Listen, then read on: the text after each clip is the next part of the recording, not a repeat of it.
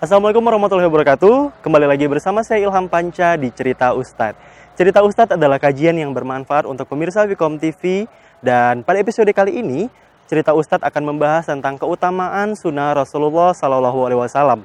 Bagaimana sunnah-sunnah tersebut dan bagaimana keutamaan dari sunnah tersebut.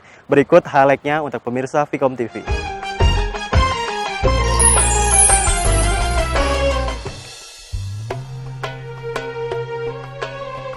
Sunnah Rasulullah Shallallahu Alaihi Wasallam adalah sebuah pedoman bagi umat untuk mencapai kejayaan di akhirat. Mengingat apa yang ada dalam diri Rasulullah Shallallahu Alaihi Wasallam merupakan suri tauladan yang baik yang patut untuk kita ikuti. Mengingat apa yang berasal dari Rasulullah Shallallahu Alaihi Wasallam adalah berasal dari perintah Allah Subhanahu wa Ta'ala. Dan tentunya apa yang Rasul kerjakan sesungguhnya sangat dibenci oleh syaitan dan iblis.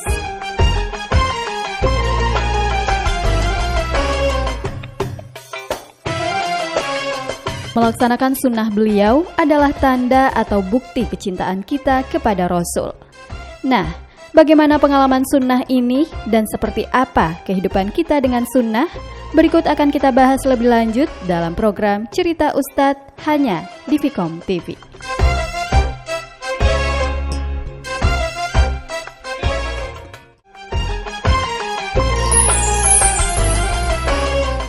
Nah, begitu pemirsa Vikom TV tentang keutamaan sunnah Rasulullah SAW.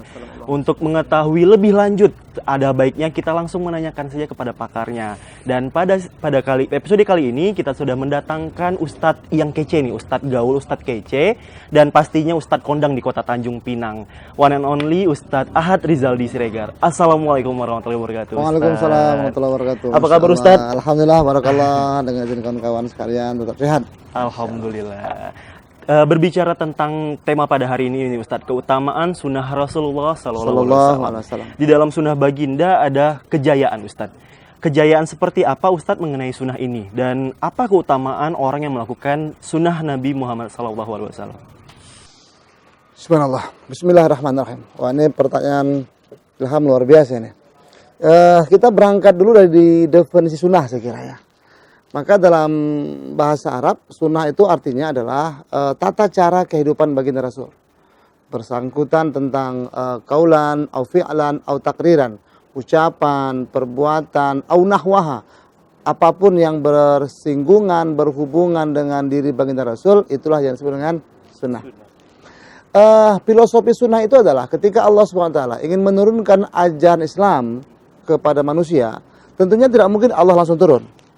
Harus ada the messenger, pembawa ajaran. Nah, itulah Nabi Muhammad SAW. Nah, dengan demikian, seluruh ajaran agama Islam itu pada awalnya bersifat abstrak. Masih bersifat ajaran-ajaran teoritis. Masih juklak, ya, petunjuk pelaksanaan. Pertanyaannya, juknisnya mana?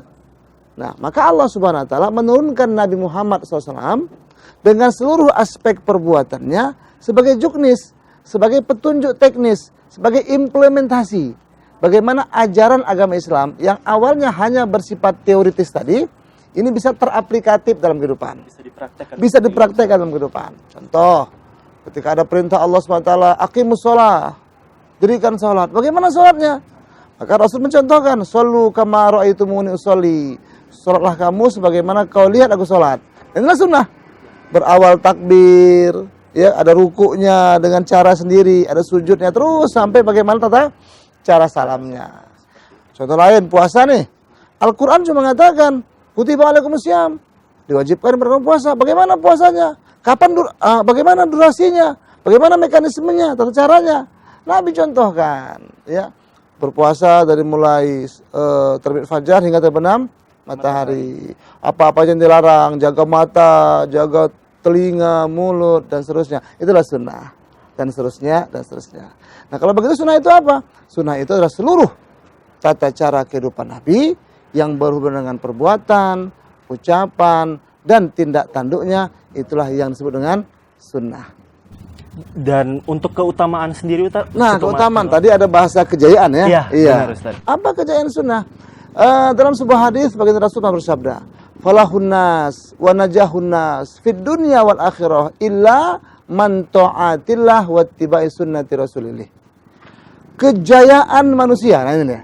Kesuksesan manusia, kebahagiaan hidup manusia di dunia dan di akhirat hanya, kata Nabi, dalam mentaati Allah dan ikuti sunnah Rasul. Jadi dua sisi ini nggak boleh dipisahkan ya, Ilham. Jadi taat kepada Allah harus berbarengan dengan ikut sunnah. Tidak mungkin kita bisa mentaati perintah Allah tanpa mengikuti sunnah. Begitu sesuatu.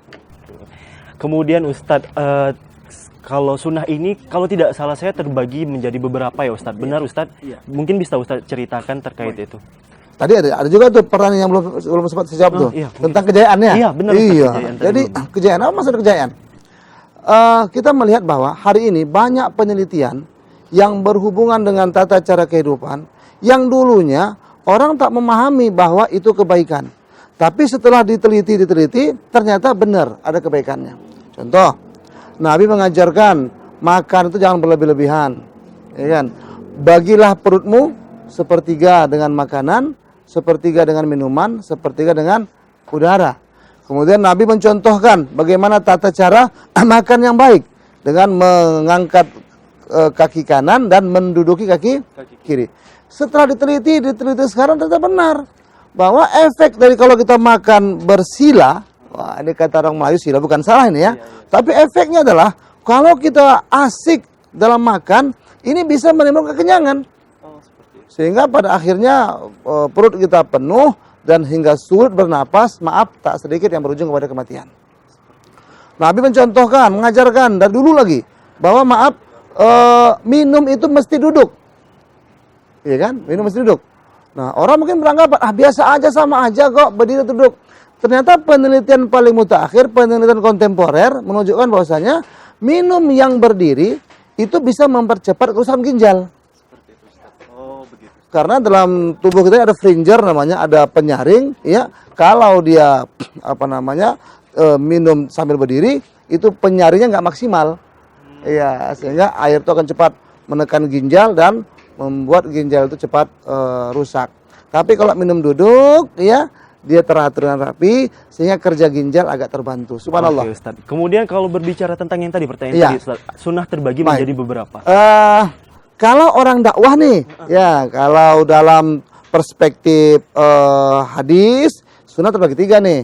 Fi'lan, kaulan, takriran, ucapan, perbuatan, dan persetujuan Nabi.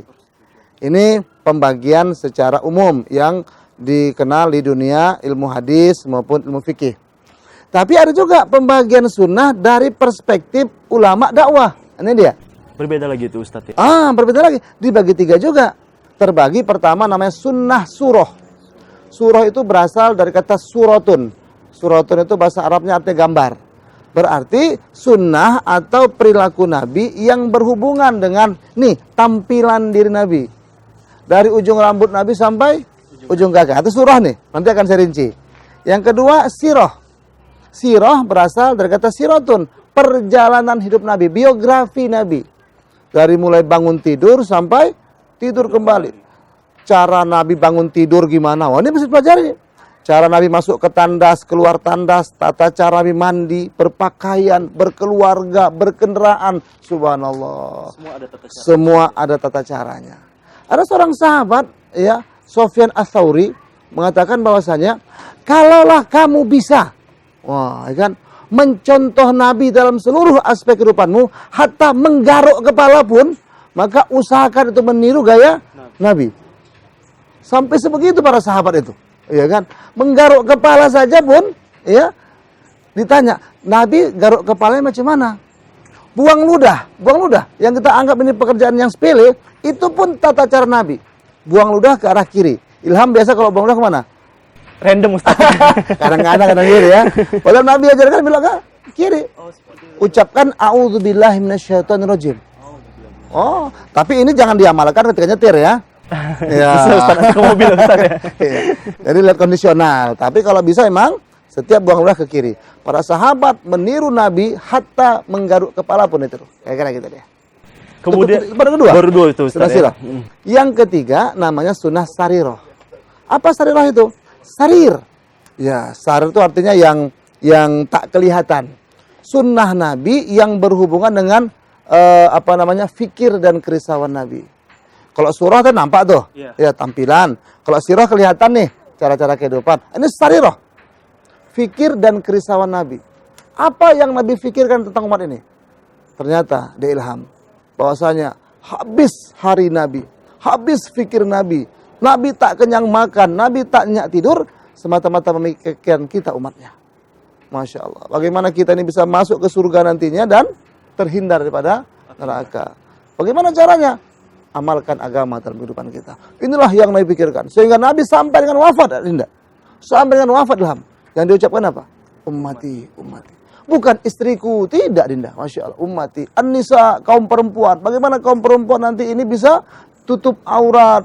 Bagaimana taat dengan suami. Bagaimana hidupkan suasana agama di rumah tangga. Itu yang dipikirkan Nabi. Yang ketiga apa? As-sholah, as-sholah. Masya Allah. Itu namanya sunnah sarirah. Fikir dan risau Nabi. Seperti Ustadz. Kemudian pertanyaan selanjutnya Ustadz, apa yang dilakukan Rasulullah adalah berasal dari Allah dan senantiasa dibenci oleh syaitan. Dan kemudian bagaimana mengedukasi umat untuk pentingnya sunnah ini di kehidupan kita nih Ustadz? Iya. Jadi dalam kehidupan kita ini cuma ada dua pilihan. Ya. Kalau kita tidak ikut cara Nabi, maaf nih ya, maka kita ikut cara syaitan.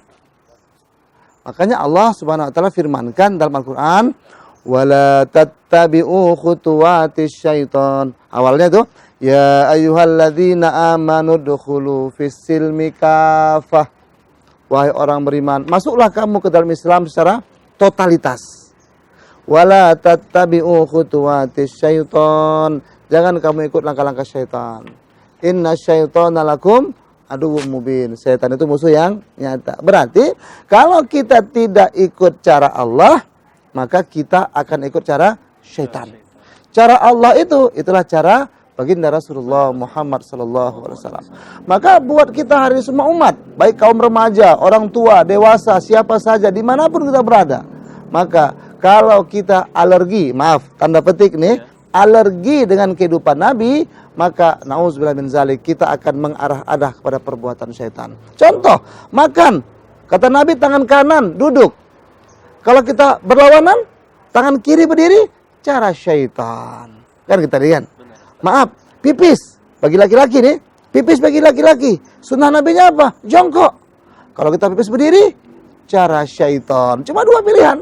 Nah, tinggal bagaimana kita arif dan bijaksana untuk memilih dan memilah keduanya. Mau dapat pahala apa dapat dosa? Iya, Seperti itu Ustadz ya. Iya, luar biasa, subhanallah. Kemudian Ustadz, kalau berbicara tentang sunnah ini nih Ustadz, bagaimana memupuk diri kita nih agar menjadi insan atau umat yang cinta akan sunnah Ustadz, dan mau mengamalkan sunnah khususnya untuk generasi muda nih Ustadz, generasi muda di kota Tanjung Pinang Ustadz. Baik. Memang ini agak sulit nih, karena ini pembentukan karakter ya. Iya. Harus dipaksakan. Iya. Kalau kita ilustrasikan seperti kita maku dinding ini. Maku dinding ini nggak bisa pakai pelan. Ya kan? Kalau kita elus-elus itu paku, masuklah kau paku, nggak bisa dia. Dia harus agak main kasar. Ambil martil, dientam. Jadi tidak semua kekasaran itu berkonotasi jelek. Ya, ada kasar, ada keras yang berkonotasi baik. Memaksakan diri untuk mengamalkan sunnah itu harus. Karena apa? Karena dalam diri kita ini ada dua makhluk Allah yang senantiasa menghalang-halangi kita untuk tidak melaksanakan perintah agama dan sunnah tadi. Siapa itu? Syaitan dan nafsu. Ini dua makhluk Allah yang senantiasa ada di sela-sela kehidupan kita. Dan 24 jam, 24 hours berusaha sekuat tenaga untuk menghalangi kita untuk tidak mengamalkan sunnah. Jadi bagaimana cara mengalahkan dua ini? Cuma satu kata. Paksa. Paksakan diri kita. Harus dipaksakan. Nah, di samping memaksa, yang kedua adalah bayangkan ganjaran Nabi SAW. Kalau amalkan sunnah, pahala tadi. Kata Nabi apa? Kullu ummatin yadkhulunal jannah illa man aba. Semua umatku akan masuk ke surga, kata Nabi. Wah, ini sahabat gembira nih. Semua umatku akan masuk surga illa man aba, kecuali yang menolak. Wah, sahabat bingung. Ya Rasul, ada yang menolak masuk surga? Qalu may ya'ba ya Rasulullah. Siapa yang menolak masuk surga itu?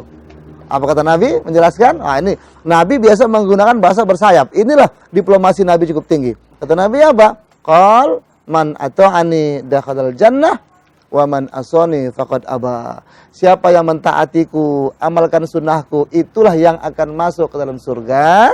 Tapi siapa yang enggan, alergi, tanda petik nih, alergi amalkan sunnahku, maka itulah yang berarti yang enggan masuk ke dalam Allah. Na'udzubillah min dzalik. Ustadz. Oke Ustadz, mungkin sebelum kita lanjut lagi nih, pemirsa Vkom TV, ada jeda iklan, tetap di cerita Ustadz, tetap di Vkom TV, inspirasi masa kini. Kembali lagi di cerita Ustadz dengan tema keutamaan sunnah Rasulullah SAW. Kemudian kita lanjut ke pertanyaan selanjutnya aja langsung Ustadz mungkin ya. Oke Ustadz, bercerita tentang akhirat nih Ustadz. Kemudian apa saja ganjaran bagi mereka yang mengamalkan sunnah Rasulullah SAW di akhir zaman ini Ustadz? Bismillah. Berangkat daripada satu hadis Nabi SAW. Sabda baginda Rasul, man ahya sunnati faqad ahabbani. Siapa yang menghidup-hidupkan sunnahku, berarti dia cinta padaku. Waman ahabbani kana ma'i fil jannah. Dan siapa yang cinta padaku, maka akan bersamaku di dalam surga. Jadi luar biasanya ilham bahwa siapa saja yang mengamalkan dan menghidupkan sunnah Nabi, dijamin oleh Nabi akan dimasukkan ke surga bersama beliau. Tapi ada yang menarik nih ilham. Di situ ada redaksi ahya. Bukan amilah. Ahya itu maknanya menghidup-hidupkan. Mungkin ilham bisa pahamin ya. Kalau bahasanya siapa yang mengamalkan itu biasa. Amalkan sunnah Nabi itu biasa. Tapi Nabi menggunakan redaksi ahya. Siapa yang menghidup-hidupkan sunnahku. Apa artinya? Seakan-akan Nabi sudah tahu ilham. Bahwa nanti di akhir zaman umatnya ini akan cenderung meninggalkan sunnah. Nabi seakan-akan sudah tahu di umat di akhir zaman nanti umatnya ini akan alergi sama ajaran Nabi. Maka Nabi katakan, ahya, siapa yang mau menghidup-hidupkan, maka dialah yang akan bersama Nabi di surga. Sehingga Nabi katakan nanti, Masya Allah, sayati ala nasi zaman, akan datang menimpa kamu suatu zaman, kata Nabi. As-sabiru fihim ala dini, orang-orang yang konsisten, orang-orang yang istiqomah dalam menegakkan sunnah, kata Nabi, kal qabidi alal jamri, seperti dia menggenggam bara api. Berat, dipegang panas, dilepas jatuh. Artinya apa? Amalkan sunnah diejek. Wah, ini dia, ya kan? Tak amalkan sunnah rugi. Iya kan? Jadi gini dia. Jadi kita bingung kadang-kadang. Wah, kita mau ke masjid nih, macam Ilham mungkin masih muda-muda ya. Mau ke masjid, nanti kawan, aduh, kirim salam ya sama Tuhan. Wah, ini kacau nih. Itu absen. Ini dia. Macam-macam kadang-kadang bully ya. Dibully, ini kan perjuangan nih. Iya, benar. Itulah yang kata Nabi, kal qabidi al jamri, seperti memegang bara api. Untuk orang yang istiqomah dalam agama, pegang saja. Bahkan kalau boleh kata Nabi, gigit sunnah itu dengan geraham. Artinya apa? Jangan dilepaskan. Orang nak ejek, orang nak hina, tetap istiqomah dalam sunnah dan agama. Orang muda seperti Ilham dan pemirsa sekalian, subhanallah, yang muda-muda nih, pemirsa Vkom TV, kalau orang muda taat amalkan agama, taat amalkan sunnah, apa janji Nabi? Akan mendapat naungan di padang mahsyar. Ada 7 golongan manusia yang akan dapat naungan di padang mahsyar. Satu di antaranya adalah as-subban yata'allaku qalbuhu fil masjid. Orang muda yang hatinya tertaut ke masjid dan tertaut dengan amal-amal agama. Subhanallah. Kalau untuk mungkin orang muda seperti Ilham dan mungkin pemirsa Vkom TV nih Ustadz, banyak sekali tantangan-tantangan yang seperti tadi Ustadz, baru pergi ke masjid sedikit dibilang udah berubah ya sekarang, atau baru mau sholat sedikit, apalagi melakukan sunnah nih Ustadz. Bagaimana caranya untuk mengedukasi teman-teman yang belum mendapatkan mungkin mendapatkan sedikit pencerahan seperti itu Ustadz? Iya. Katakan kepada mereka bahwa kalau kita tiru orang-orang di luar Islam, katakan tiru selain Nabi, maka tak dapat kebahagiaan. paling hanya dapat sanjungan, pujian, selesai. Tapi kalau kita ikut Nabi, dapat jaminan surga nanti. Kan gitu dia. Di dunia ini sementara, paling-paling cuma 60 tahun habis. Tapi di akhirat, selama-lamanya. Orang yang ikut Nabi, Nabi panggil kita. Masya Allah. Ya. Nabi panggil kita, mari umatku. Ya, semua orang mengaku, ya Rasul, saya umatmu ya Rasul. Kata Nabi, oh bukan. Masya Allah. Nabi sortir.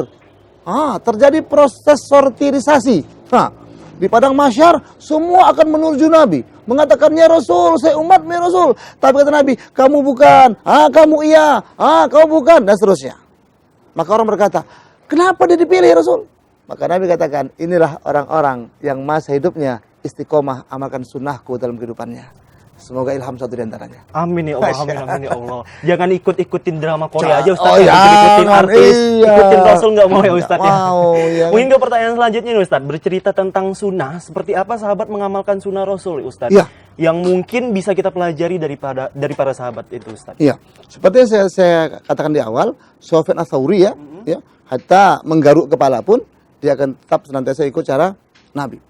Dan pernah suatu ketika dalam satu riwayat ada seorang sahabat yang lewat dari suatu tempat, dia menundukkan kepala. Maka sahabat lain bertanya, wahai sahabat, kenapa kau buat begitu? Kan tidak ada halangan, tak ada penghalang. Apa dia katakan? Dulu waktu aku berjalan bersama Rasul, persis lewat di tempat ini, ada satu ranting yang menghalangi, maka Rasul tunduk. Dan kami semua yang berjalan bersamanya ikut tunduk. Hari ini Rasul sudah tidak ada, ranting pun sudah tidak ada. Tidak ada. Demi untuk mengamalkan, mengikuti jejak langkah Rasul, aku tetap akan tunduk ketika melewati tempat ini. Sampai sebegitunya, subhanallah. Jadi sahabat itu betul-betul duplikasi Nabi. Duplikasi Nabi. Sahabat tidak akan pernah melakukan apapun kecuali bertanya, Rasul buatnya macam mana? Iya kan? Ketika dia mau berdagang, tanya sama sahabat, Rasul kalau dagang ini macam mana caranya? Semua.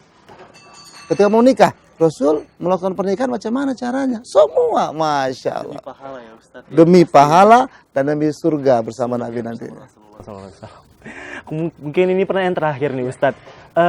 Kata penutup atau himbauan nih untuk generasi saat ini seperti Ilham nih Ustaz, terhadap pentingnya mengamalkan sunnah baginda Rasulullah SAW.